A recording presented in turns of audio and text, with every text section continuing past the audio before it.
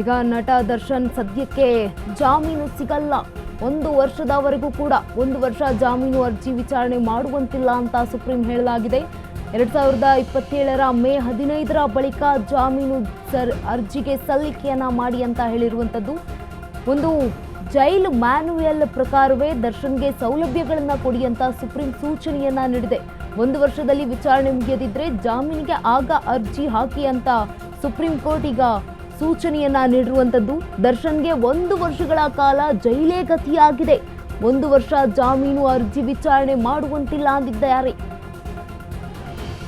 2027ರ ಬಳಿಕ ಜಾಮೀನು ಅರ್ಜಿ ಸಲ್ಲಿಕೆ ಮಾಡಬಹುದು.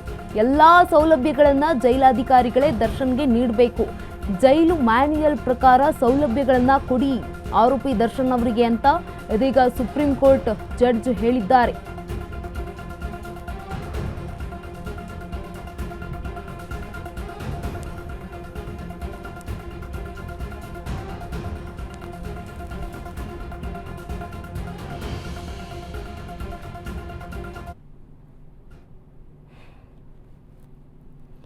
ಈ ಬಗ್ಗೆ ಮಾತನಾಡೋದಕ್ಕೆ ದರ್ಶನ್ ಅಭಿಮಾನಿಯಾಗಿರುವಂತಹ ಮುರಳಿ ಅವರು ದೂರವಾಣಿ ಸಂಪರ್ಕದಲ್ಲಿದ್ದಾರೆ. ಸರ್ ನಮಸ್ತೆ. ನಮಸ್ತೆ ಮೇಡಮ್ ಅವರೇ. ಸರ್, ಈಗ 1 ವರ್ಷಗಳ ಕಾಲ ದರ್ಶನ್ ಅವರಿಗೆ ಯಾವುದೇ ರೀತಿಯಾದಂತಹ ಜಾಮೀನು ಅರ್ಜಿ ಸಲ್ಲಿಕೆ ಮಾಡೋ ಹಾಗಿಲ್ಲ ಅಂತ ಸುಪ್ರೀಂ ಕೋರ್ಟ್ ಹೇಳಿದೆ. ಏನ್ ಹೇಳ್ತೀರಾ ಸರ್ ಈ ಬಗ್ಗೆ?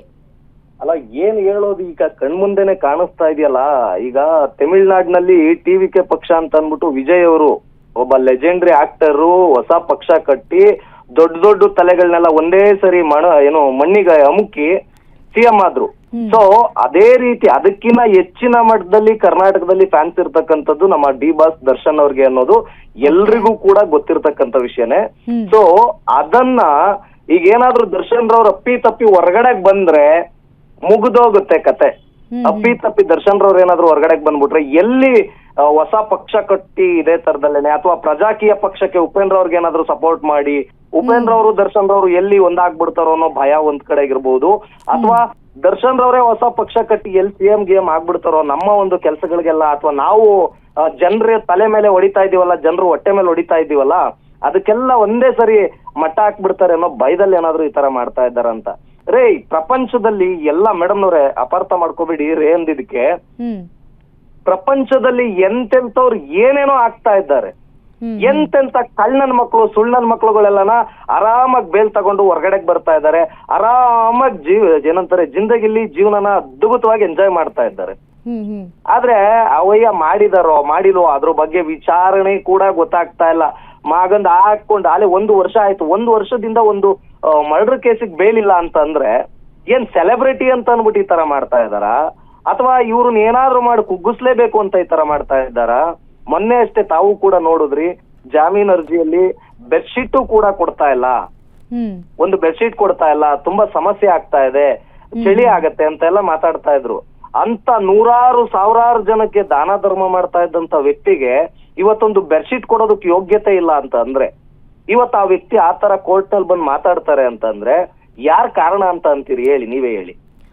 ಸರ್, ನಿಮ್ಮ ಮಾತನ್ನ ಈಗ ಒಪ್ಕೊಳ್ಳೋಣ. ಈಗ ಎಲ್ಲಾ ಸೌಲಭ್ಯಗಳನ್ನ ಕೊಡ್ತಾರೆ ಅಂತ ಈಗ ಕೊಡೋದಕ್ಕೆ ಸೂಚನೆಯನ್ನ ಕೂಡ ಈಗಾಗಲೇ ಸುಪ್ರೀಂ ಕೋರ್ಟ್ ನೀಡಿದೆ ಸರ್. ಮೇಡಮ್ನವ್ರೆ ನೀಡಿದೆ, ಆದ್ರೆ 1 ವರ್ಷ ಬೇಕಾ ಮೇಡಮ್ನವ್ರೆ? ಅದು ಸಾಕ್ಷಿಗಳ ವಿಚಾರಣೆ ನಡೆಸೋದಕ್ಕೆ 1 ವರ್ಷ ಟೈಮ್ ಕೊಟ್ಟಿರೋದು ಸರ್ ಸುಪ್ರೀಂ ಕೋರ್ಟ್.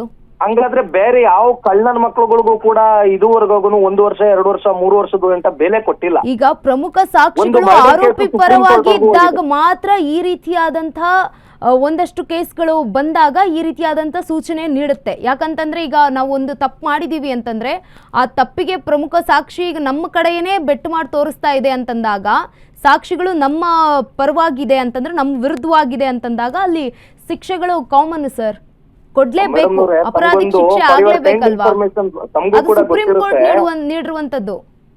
ಮೇಡಮ್, ಇದು ಖಂಡಿತವಾಗಿ ಅಕ್ಷರಶಃ ರಾಜಕೀಯಗಳ ಕುತಂತ್ರಗಳೇ ಅನ್ನೋದು ಕಣ್ಣು ಮುಂದೆ ಕಾಣಿಸ್ತದೆ. ಇದು ಖಂಡಿತವಾಗಿ ಅಕ್ಷರಶಃ ರಾಜಕೀಯ ಕುತಂತ್ರಗಳೇ ಇದೆಲ್ಲ. ಯಾಕೆ ಅಂತಂದ್ರೆ ಇಷ್ಟು ವರ್ಷಗಳ ಕಾಲ ಬೇಕಾಗಿಲ್ಲ, ಅಲ್ಲಿ 2 ವರ್ಷ ಆಗ್ತಾ ಬಂತ ಹತ್ರ 2024ರಲ್ಲಿ ಆದಂತ ಕೇಸ್ ಇದು. 2 ವರ್ಷ ಆದ್ರೂ ಕೂಡ ಒಬ್ಬ ಸೆಲೆಬ್ರಿಟಿಗೆ ಅವರು ಏನಂತಾರೆ ಅಂಗಲಾಚಿ ಬೇಡ್ತಾ ಇದ್ದಾರೆ, ಸ್ವಾಮಿ ನನ್ನ ವೃತ್ತಿ ಜೀವನಕ್ಕೆ ಬಹಳ ಎಫೆಕ್ಟ್ ಬೀಳುತ್ತೆ, ದಯವಿಟ್ಟು ಇದನ್ನ ಯೋಚನೆ ಮಾಡಿ, ದಯವಿಟ್ಟು ನನಗೆ ಜಾಮೀನ್ ಕೊಡಿ. ಮುಂದಿನ ದಿನಗಳಲ್ಲಿ ಸಿನಿಮಾಗಳು ಈ ಒಂದು ವಿಚಾರಣೆಗೆ ಸಂಬಂಧಪಟ್ಟಂತೆ 3-4 ಸಿನಿಮಾಗಳ ಆಫರ್ಗಳನ್ನ ಕಳ್ಕೊಂಡಿದ್ದೀನಿ, KVN ಸಂಸ್ಥೆಯ ಒಂದು ದೊಡ್ಡ ಸಿನಿಮಾವನ್ನೇ ಕಳ್ಕೊಂಡಿದ್ದೀನಿ ಅಂತ ಅಂಗಲಾಚಿ ಬೇಡ್ತಾ ಇದ್ದಾರಲ್ಲ, ಆ ವ್ಯಕ್ತಿ ಹೊರಗಡೆಗೆ ಬಂದ್ಬಿಟ್ರೆ ಅಪ್ಪಿ ತಪ್ಪಿ ಯಾರ್ಯಾರು ಏನೇನ್ ಕಳ್ಳಾಟಗಳು ಆಡ್ತಾ ಇದಾರಲ್ಲ ಸುಮ್ನೆ ಬಿಡ್ತಾರ? ಅಥವಾ ಏನಾದ್ರೂ ಮಾಡ್ಲೇಬೇಕು ಅಂತ ಅನ್ನೋದಾಗಿದ್ರೆ ಆ ವ್ಯಕ್ತಿ ಇಷ್ಟು ದಿನ ಬೇಕಾಗಿತ್ತು. ಅಭಿಮಾನಿಗಳಿಗೆ ಹೇಳಿದ್ರೆ ಏನು ಮಾಡ್ತಾ ಇರ್ಲಿಲ್ವ ಅಭಿಮಾನಿಗಳು ಮೇಡಮ್ನವ್ರೆ? ಸರ್, ಈ ಪ್ರಕರಣದಲ್ಲಿ ಒಂದಲ್ಲ ಎರಡಲ್ಲ, ಬರೋಬ್ಬರಿ 272 ಸಾಕ್ಷಿಗಳಿರೋದು ಸರ್. ಆ ಎಲ್ಲಾ ಸಾಕ್ಷಿಗಳ ವಿಚಾರಣೆ ಆಗ್ಬೇಕಾಗಿದೆ.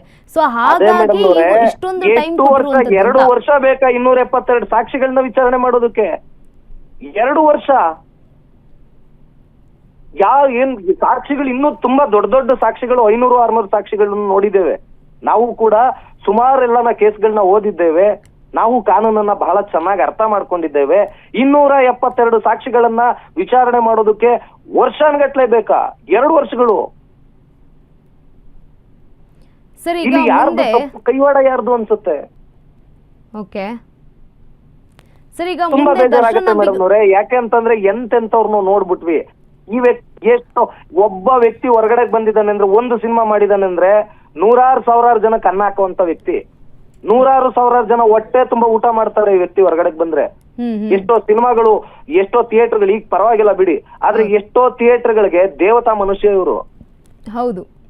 ಎಷ್ಟೋ ಬಡವ್ರ ಮಕ್ಕಳುಗಳಿಗೆ ಎಷ್ಟು ಜನ, ನೀವು ನಂಬಲ್ಲ, ಎಷ್ಟೋ ಲಕ್ಷಾಂತರ ಜನ, ಅಣ್ಣ ನನ್ ಕಾಲಿಲ್ಲ, ಕೈ ಇಲ್ಲ, ನನ್ಗೆ ಹಂಗಾಗಿದೆ, ನನ್ ಮಗುಗ್ ಪ್ರಾಬ್ಲಮ್ ಆಗಿದೆ, ನನ್ ಗಂಡನ್ ಪ್ರಾಬ್ಲಮ್ ಆಗಿದೆ, ನನಗ್ ಪ್ರಾಬ್ಲಮ್ ಆಗಿದೆ, ಎಷ್ಟು ಜನಕ್ಕೆ ಸೇವೆ ಮಾಡ್ತಾ ಇದ್ದಂತ ವ್ಯಕ್ತಿ ಇವತ್ತು ತುಂಬಾ ಬೇಜಾರಾಗುತ್ತೆ. ನಾವೊಬ್ರು ಅಭಿಮಾನಿಗಳಾಗಿ ತುಂಬಾ ನೋವಾಗತ್ತೆ. ಯಾರಿಗೆ ಹೇಳ್ಬೇಕು ಇದನ್ನೆಲ್ಲ? ಒಂದು ಕೇಸಿನ ವಿಚಾರವಾಗಿ 272 ಸಾಕ್ಷಿ ಇದೆ ಅನ್ನೋ ಒಂದು ಇದನ್ನ ಇಟ್ಕೊಂಡು ಏನಂತಾರೆ, ಅದು ಗೊಡ್ಡು ಬೆದರಿಕೆ ಅಂತಾರಲ್ಲ. 272 ಸಾಕ್ಷಿ ಇದೆ, 272 ಸಾಕ್ಷಿ ಇದೆ, ಇದು ಬೆದರಿಕೆ ಆಗ್ತಾ ಇರೋದು. 2 ವರ್ಷ ಬೇಕಾ ಒಂದು ಸಾಕ್ಷಿ 272 ಸಾಕ್ಷಿಗಳನ್ನ ವಿಚಾರಣೆ ಮಾಡೋದಕ್ಕೆ? ರೈಟ್. ಧನ್ಯವಾದಗಳು ರವಿ ಸರ್, ತಮ್ಮೆಲ್ಲ ಮಾಹಿತಿಗಾಗಿ. ಮುರಳಿ.